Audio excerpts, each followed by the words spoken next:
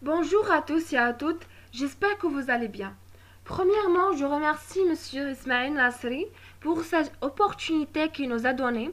Bon, aujourd'hui, on va vous présenter notre exposé qui porte le thème de la diagramme des cas d'utilisation, qui va être présenté par moi-même, Sanha Jimosa et Tifuri Siham. Donc voilà notre plan de travail.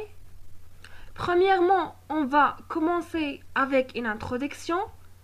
Deuxièmement, on va parler sur le diagramme des cas d'utilisation et ses éléments, ainsi les différents acteurs de ces derniers. Après, on va vous expliquer les dépendances ou bien les relations entre cas d'utilisation. Ensuite, on va faire une application, un exemple général mettant en œuvre sur les différents éléments du use case avec les acteurs et les relations entre eux. Et finalement, nous avons terminé avec une conclusion. Avant de commencer le diagramme des cas d'utilisation, on doit définir quelques notions qui sont intéressantes pour comprendre. Élaborer le diagramme des cas d'utilisation. Pour ça, on va débuter par ces généralités suivantes. Le système existe pour servir ses utilisateurs. Cela signifie que le système, qui est une association d'éléments qui peuvent être matériels, logiciels ou bien encore humains, une interaction qui remplisse une ou plusieurs fonctions, est conçue pour répondre aux besoins des utilisateurs et pour leur faciliter la vie. Deuxièmement, cas d'utilisation ou use case, cette dernière correspond à un ensemble d'actions réalisées par le système en interaction avec les acteurs en vue d'une finalité. Donc, à partir de données précédentes, l'idée c'est la description du comportement du système du point de vue de son utilisateur. Entre parenthèses, c'est-à-dire facilite l'expression des besoins. À partir de ça, on peut dire que le comportement égale action plus réaction. C'est-à-dire c'est la manière de faire quelque chose et d'agir.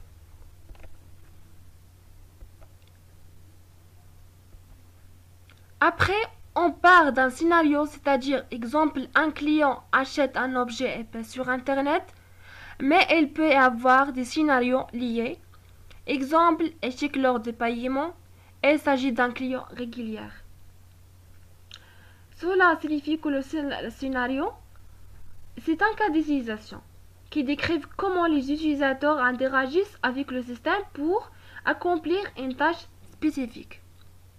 Mais ces scénarios ont le même but, c'est acheter un objet. Donc, par conséquent, un cas d'utilisation est un ensemble de scénarios liés ensemble par un but commun d'un utilisateur. Donc, l'acteur, c'est quoi? L'acteur, qui est l'un des éléments dans le diagramme de cas d'utilisation, égale entité externe qui agit sur le système. De notre manière que l'acteur n'est pas une partie du système lui-même. L'acteur peut déclencher des événements de le système ou recevoir des informations du système. Pour comprendre et élaborer le diagramme des cas d'utilisation, on va prendre un système technique tel que le téléphone portable. Donc, à l'aide de ce téléphone, on peut faire les opérations suivantes. Faire un appel, recevoir un appel, envoyer, recevoir un message. Il y a aussi des gens ou bien des éléments qui sont en interaction avec les systèmes techniques, par exemple, propriétaire des téléphones ou bien l'utilisateur, le réseau cellulaire, chargeur de la batterie pour charger le téléphone. Donc les fonctionnalités permises par le système technique, on les appelle les utilisations.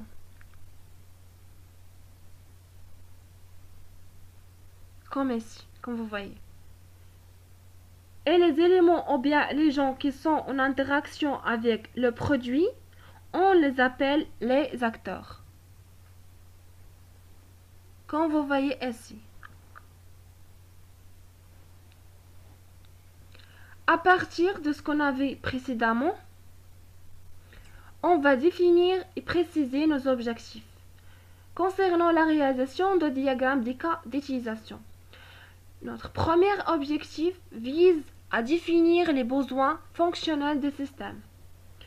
Deuxièmement, définir le dialogue entre l'utilisateur et le système en basant sur les associations entre eux. Troisièmement, établir les scénarios fonctionnels qui seront utilisés pour la recette du système. C'est-à-dire afin de tester le système. Et finalement, servir de support de référence tout au long des phases de développement du système afin de s'assurer que le système est développé conformément aux exigences et spécifications.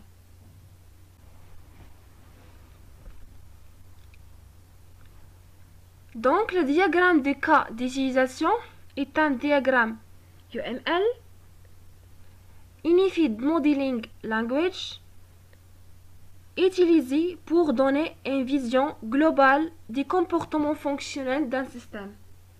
Exemple, entreprise.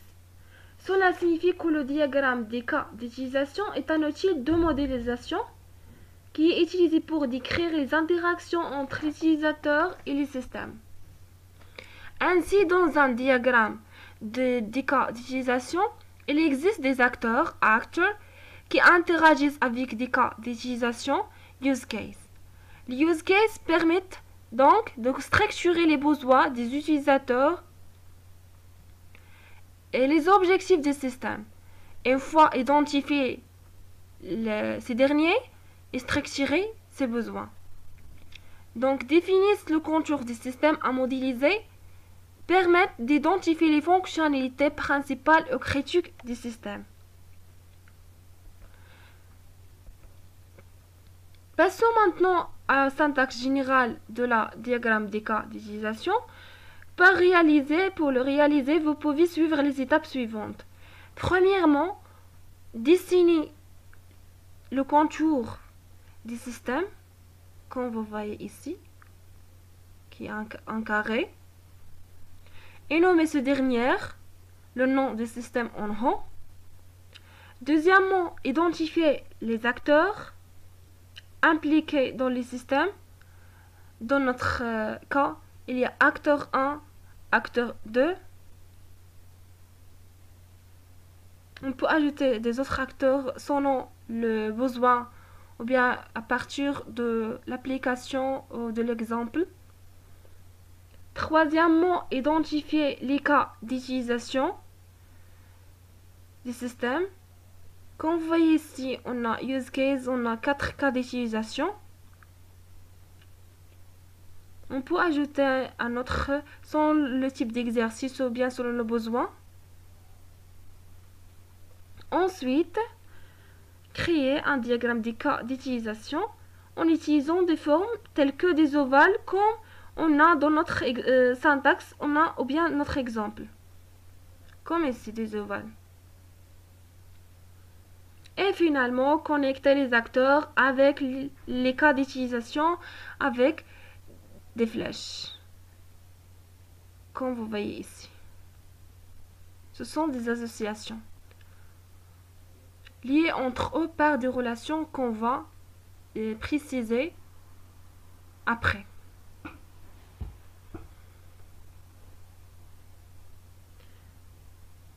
En se basant sur notre syntaxe générale, en étudiant notre exemple qui sera précisé en détail en application à la fin. Prenons notre exemple concernant un borne interactive d'une banque. Donc, premièrement, voici notre système qu'on a nommé borne interactive d'une banque. Dans notre exemple, nous avons identifié l'acteur qui est le client et qui est lié directement avec les relations différentes, avec différents cas d'utilisation qui sont identifiés, ou bien des scénarios. C'est-à-dire le client de la banque peut faire ces 3 cas d'utilisation qu'on a cités ici. Le premier, c'est consulter un solde à partir de son compte. Il peut retirer de l'argent ainsi verser l'argent à quelqu'un.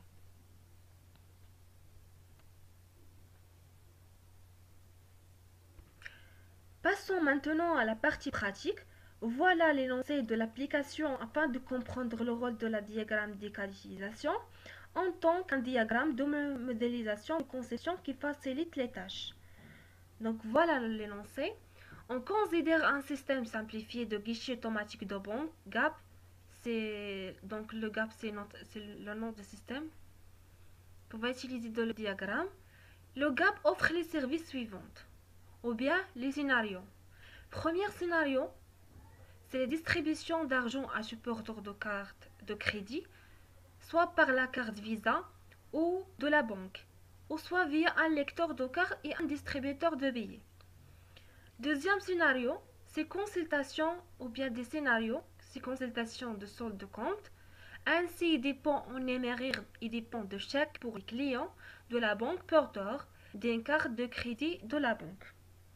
À partir des services précédents, on va extraire ici deux acteurs.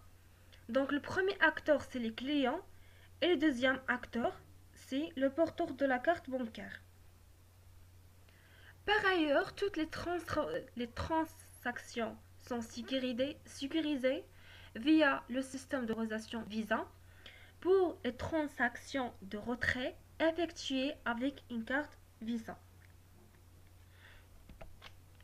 Le système d'information de la banque pour autoriser toutes les transactions effectuées par un client avec sa carte de la banque, mais également pour accéder au solde des comptes.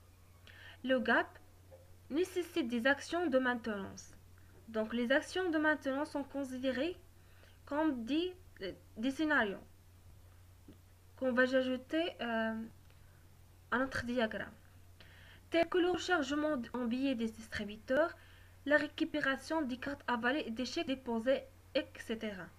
Donc, à partir de ce scénario, on va extraire le troisième acteur qui est agent de maintenance. Les questions de l'exercice sont les suivantes. Identification des acteurs. 1. Première question, identifier les principaux acteurs des GAP. La deuxième, élaborer le diagramme de cas d'utilisation des GAP.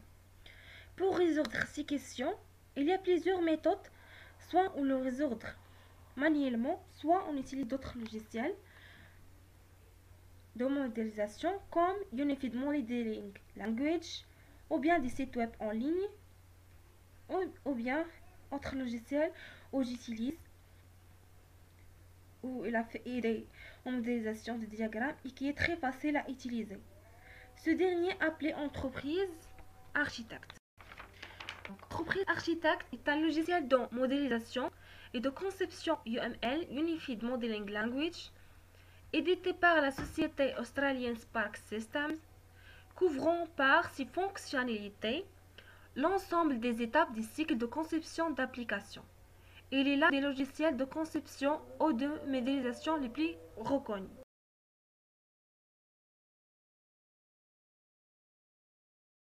Chose essentielle qu'on va extraire, on utilise Toolbox et Project Browser. Par exemple, pour afficher Toolbox, on clique sur Design, Toolbox. Pour afficher donc l'écran de Project Browser, on clique sur Start, Browser et Project Browser. Ce sont juste des informations. Donc, ou bien on peut utiliser la raccourci Alt plus 0. Donc, on va commencer notre projet. Pour créer le projet, donc on va cliquer ici, New Project.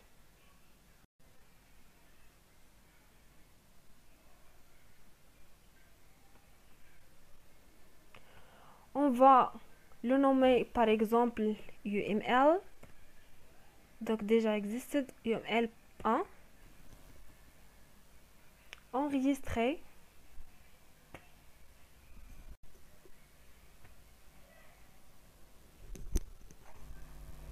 Donc voilà, notre projet a été créé. Donc UML 1. Après, on clique ici. Donc, on donne un nom paquetage, par exemple, use case, on clique OK. Donc, on va créer le diagramme. Cherchons ici, on trouve tous les langages. On clique sur UML Behavior, Use Case, OK. Donc voilà l'espace de travail qu'on va utiliser. Donc, on va glisser ici. La première chose qu'on va faire, c'est créer les limites du système. Donc, on clique sur Boundary ou bien la frontière du système, on la glisse ici. Donc voilà, elle apparaît, un rectangle. On va grandir un peu. Ok.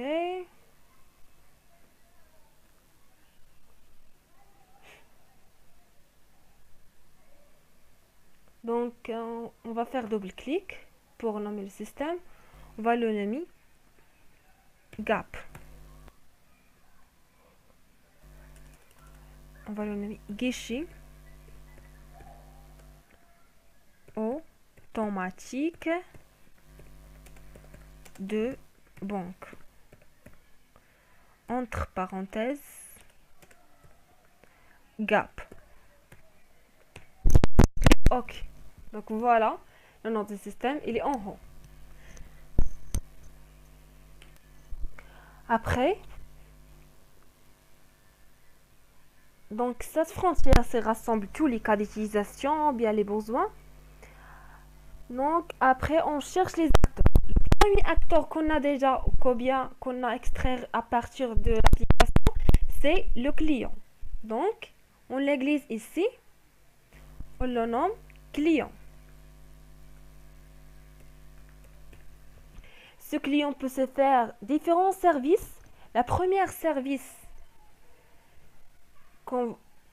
qu'il peut faire, donc on clique Use Case, c'est retirer l'argent. Donc il peut retirer l'argent. Retirer, donc retirer l'argent. Le deuxième service, consulter le solde. Ou bien d'argent. Donc Use Case,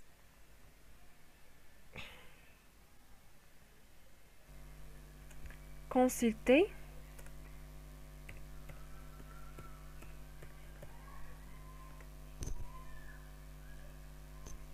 de l'argent.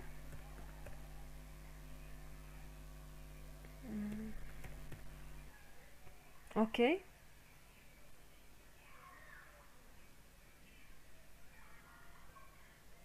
Elle peut faire aussi effectuer un virement, c'est-à-dire verser l'argent à quelqu'un à partir d'un chèque, etc.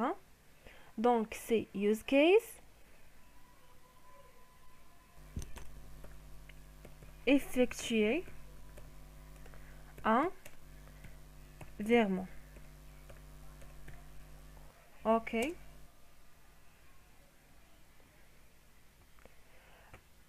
Le quatrième service, il peut ainsi déposer de l'argent. Déposer de l'argent. OK. On va utiliser ici un peu. Donc, le client peut faire tous les services là.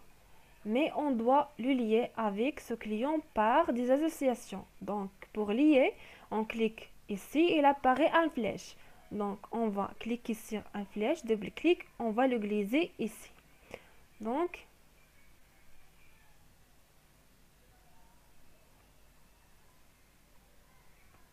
on va le glisser ici, pardon. Association. Ainsi, la même chose, association. On clique ici. Clique association.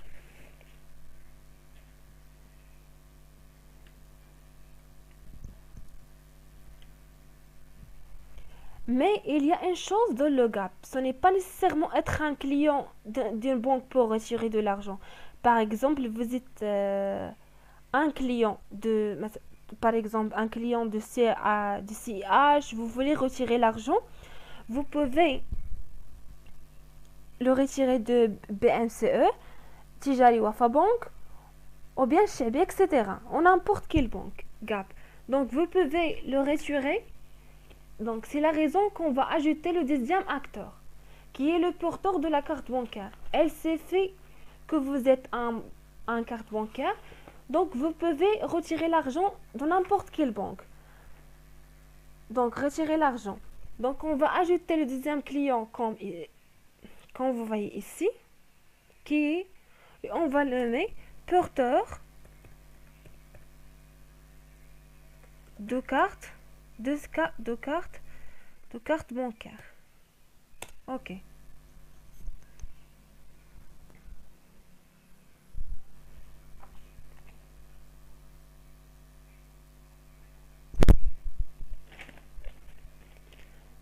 Comme j'ai dit déjà, donc un porteur de carte bancaire peut retirer l'argent de n'importe quelle banque. Si la généralisation ou bien l'héritage, on va le généraliser. C'est l'héritage ou relation de généralisation. Donc, on va faire la relation entre les deux acteurs, c'est-à-dire, on va le généraliser par porteur de carte bancaire, c'est-à-dire tu porteur de carte bancaire pour retirer de l'argent, mais sauf le client qu'il peut faire ses fonctionnalités. Donc, c'est la relation de généralisation qui est entre les acteurs.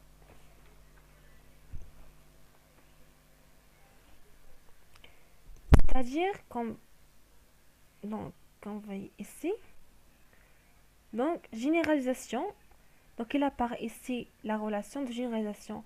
Quand le client, c'est une spécification de porteur de carte bancaire.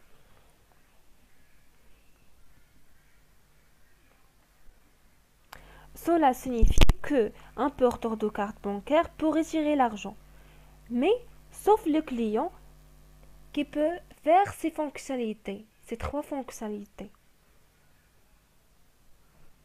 Après, on va chercher les relations entre les use cases. Il y a deux relations générales, la relation d'inclusion, include, la relation d'extension. Pour comprendre la relation d'inclusion, continuons sur notre exemple. Avant de faire toutes ces fonctionnalités, il est obligatoire, avant de faire toutes ces fonctionnalités, il est obligatoire de s'authentifier. J'ai oublié quelque chose, donc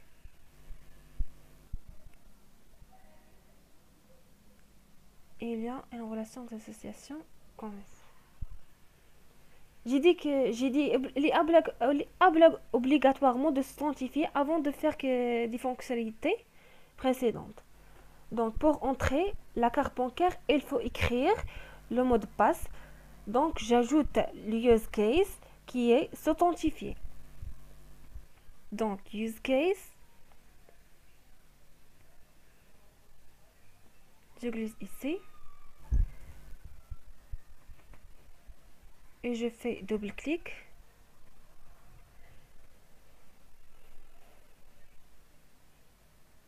Je tape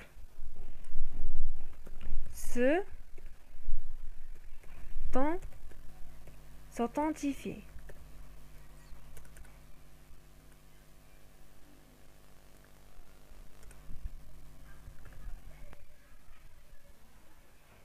Je clique OK.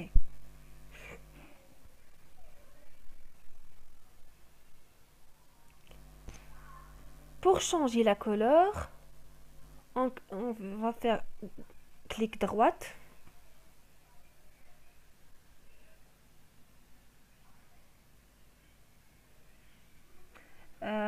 Properties. Clic droite ici. Quand vous voyez.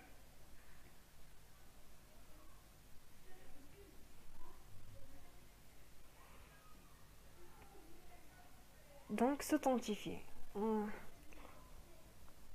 Choisissez le rouge par exemple, c'est qui est obligatoirement. C'est-à-dire il est obligatoire de s'authentifier après faire des fonctionnalités. C'est-à-dire entrer le mot de passe et entrer la carte bancaire, etc.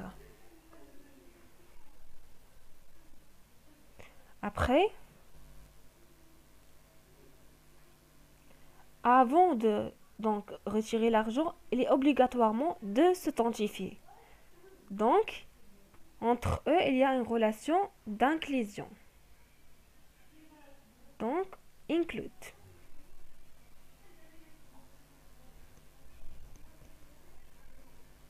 C'est-à-dire la relation d'inclusion de notre manière, retirer l'argent ne peut pas exécuter sauf que la fonction s'authentifier ou bien l'opération s'authentifier a déjà exécuté. Donc la même chose pour toutes ces fonctionnalités, ce sont en relation d'inclusion avec use case authentifié. Donc on va faire la même chose.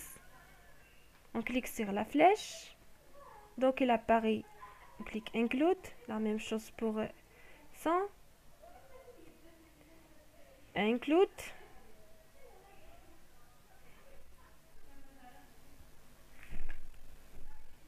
Include.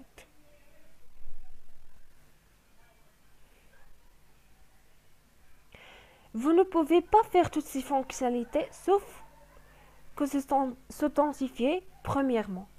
Allons maintenant la relation d'extension qui est très utilisable. Par exemple, avant de commencer, notons que effectuer un virement déjà dit c'est-à-dire envoyer l'argent à quelqu'un. Après, ajoutons un autre use case. Donc, on ajoute un autre use case. On va le nommer Verify Sold.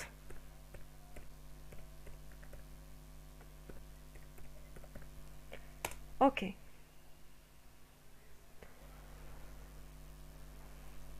C'est-à-dire que je peux effectuer un virement.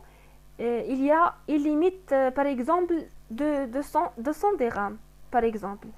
Dans l'exemple de quelqu'un veut verser l'argent de 2000 dirhams, c'est-à-dire supérieur à 1000 dirhams. Cela signifie, est-ce que cette personne a vraiment sa quantité d'argent 1000 dirhams ou non, de son compte. Donc pour cela, j'ajoute la fonction check. Donc vérifier solde n'est pas exécuté sauf que cette personne-là a un solde supérieur ou égal 1000 dirhams. Donc s'il y a par exemple 700 dirhams, l'opération ne peut pas exécuter. Donc l'opération de vérifier un solde ne peut pas exécuter. Donc vérifier un solde n'est pas toujours fonctionne. Donc par conséquent, on peut faire la relation d'extension. Donc effectuer un virement. Clique English ici.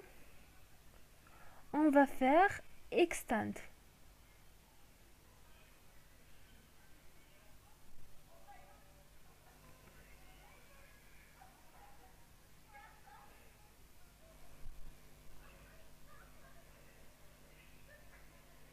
Vérifier le solde.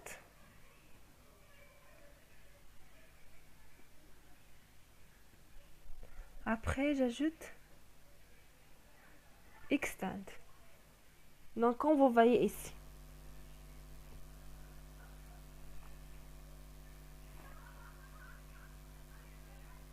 C'est-à-dire, ce n'est pas toujours obligatoire de fixer un virement, sauf que l'opération vérifier solde est exécutée. Et pour clarifier ça, si je veux clarifier la condition, j'ajoute note, par exemple. Je clique ici. Je prends note.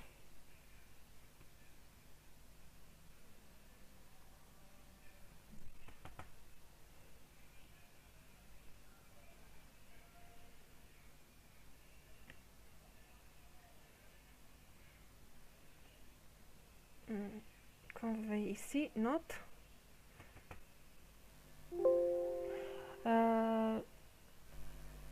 J'écris par exemple la condition. Donc condition.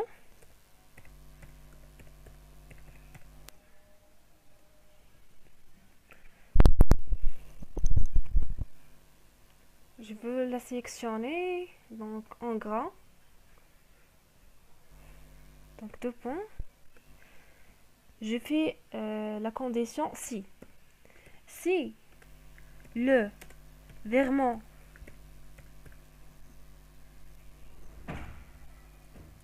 si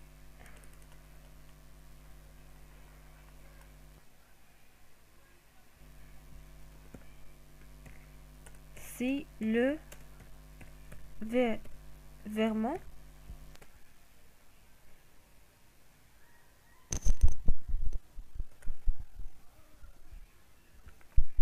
supérieur ou égal 1000 dirhams,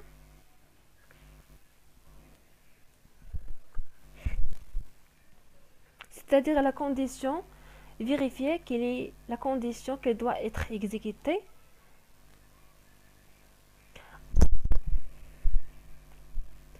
C'est-à-dire, on va faire juste comme ça. Après, on clique, on tape ici, et on écrit point d'extension.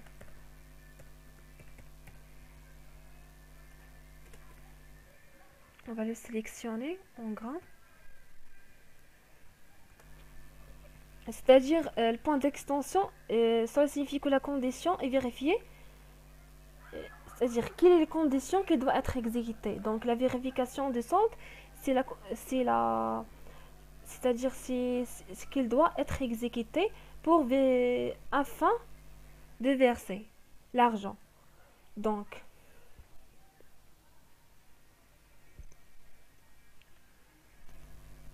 on écrit vérification des soldes.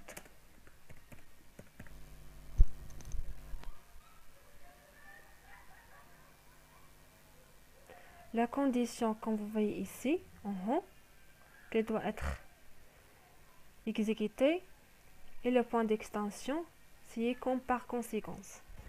On clique OK, et voilà.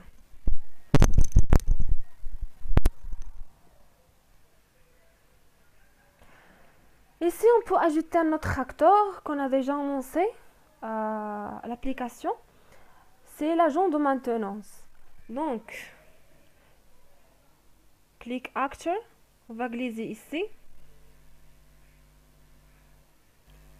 On le nomme agent de maintenance. OK.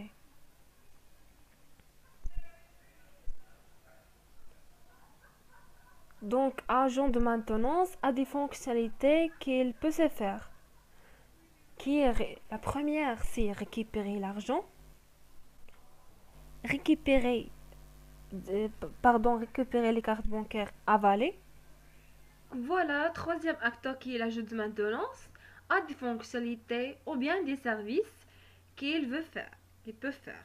Donc, on ajoute use case, on va glisser ici. Donc, l'agent de maintenance peut récupérer les cartes avalées. Donc, c'est le premier service. Donc, on le tape ici. On va écrire si récupérer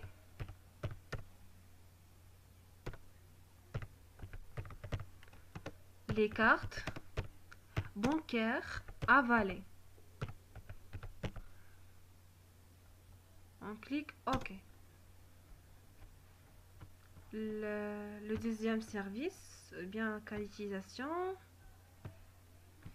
si récupérer les chèques déposés. Donc, récupérer les chèques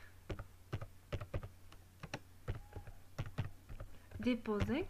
Donc, OK. On va faire la même chose. On clique ici.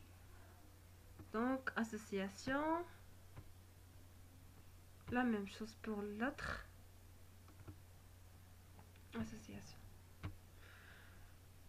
Et Et voilà, comme cela, donc notre exercice va être terminé. Donc, j'espère que vous avez compris l'application et à bientôt. Le prochain élément est l'acteur, qui est dépeint par le personnage bâton. Un acteur est quelqu'un ou quelque chose qui utilise le système afin d'accomplir un objectif. Ça peut être une personne, une organisation, un autre système, un dispositif externe. Par exemple, dans le cadre de la voiture, l'acteur principal est le conducteur. Dans le cadre d'un réseau informatique, l'acteur peut être un ordinateur client. Cela nous amène à notre prochaine étape qui est de différencier les acteurs primaires et secondaires.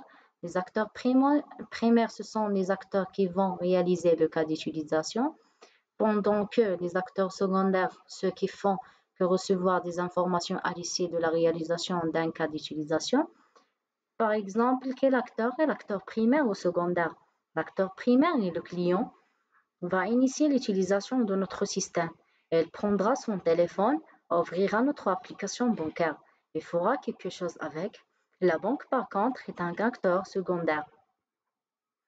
La banque n'agira que si le client fait quelque chose, si le client décide de consulter le solde sur son compte seulement. À ce moment, la banque commence à interagir avec notre système pour fournir le solde. Les acteurs primaires doivent être à gauche du système et les acteurs secondaires à droite. Cela est une manière d'appuyer le fait que le client initie l'application bancaire et ensuite la banque réagit. Le prochain élément est un cas d'utilisation, représente un ensemble de séquences d'actions qui sont réalisées par le système et qui produisent un résultat observable intéressant pour un acteur particulier. Celle-là fait un cas d'utilisation et dépeint avec une forme ovale et représente une action qui a accompli une tâche dans notre système et seront placées dans notre rectangle parce qu'ils sont des actions qui se passent dans notre application bancaire.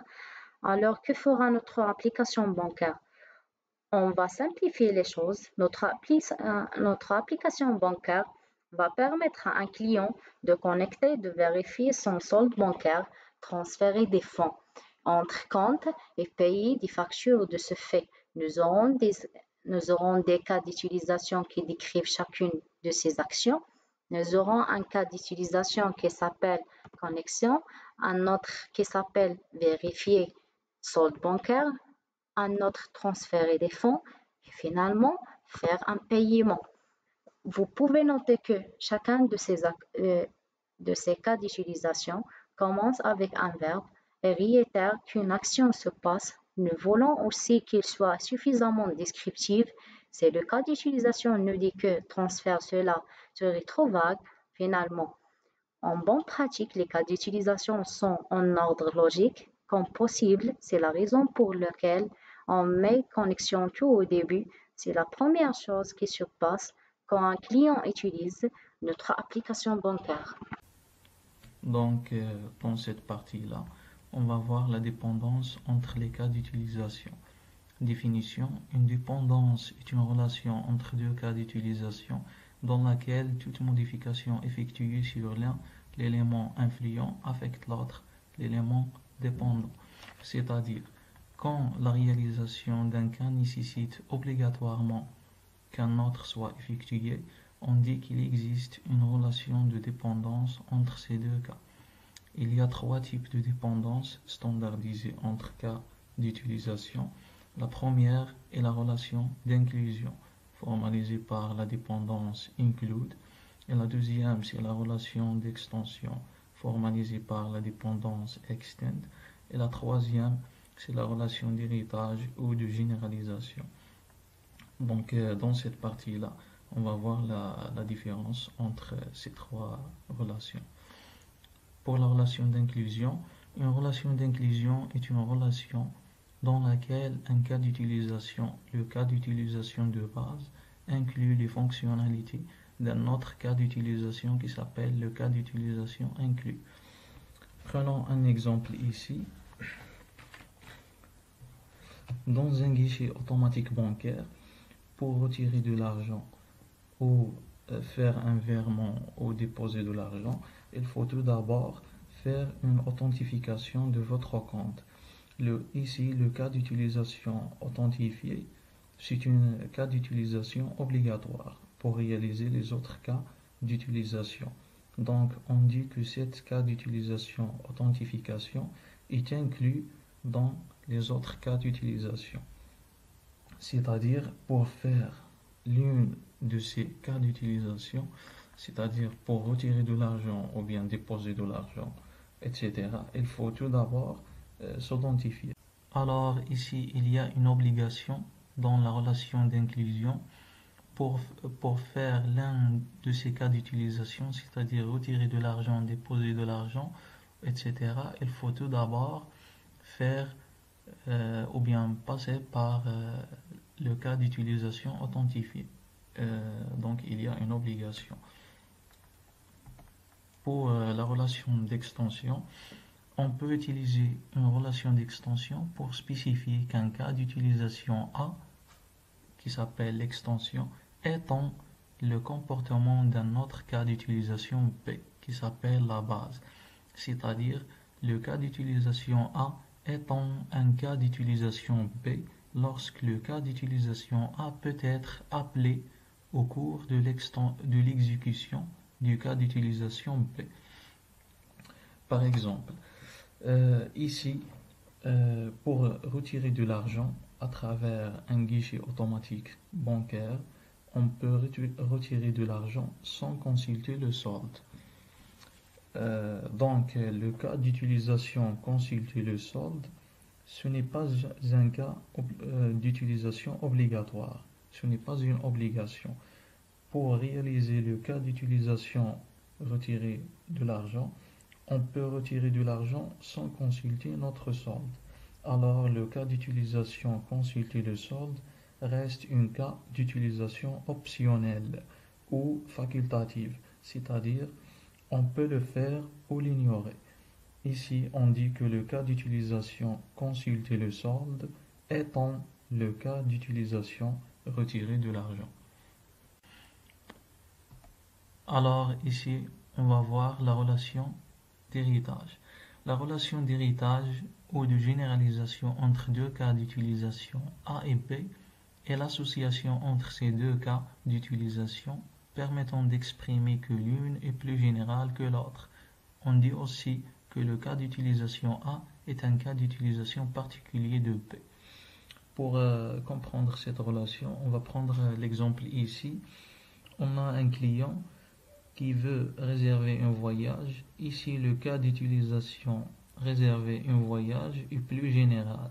Par contre, le cas d'utilisation réservé par téléphone ou le cas d'utilisation réservé par Internet sont plus précis.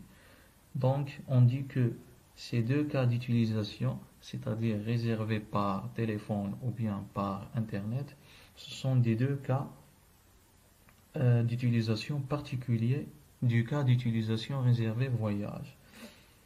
Ou bien on dit que ces deux cas d'utilisation irritent le cas d'utilisation réservé voyage.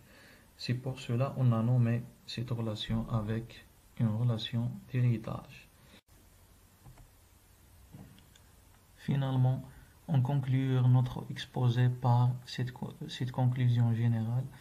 Le diagramme de cas d'utilisation ne doit donc en aucun cas décrire des solutions d'implémentation.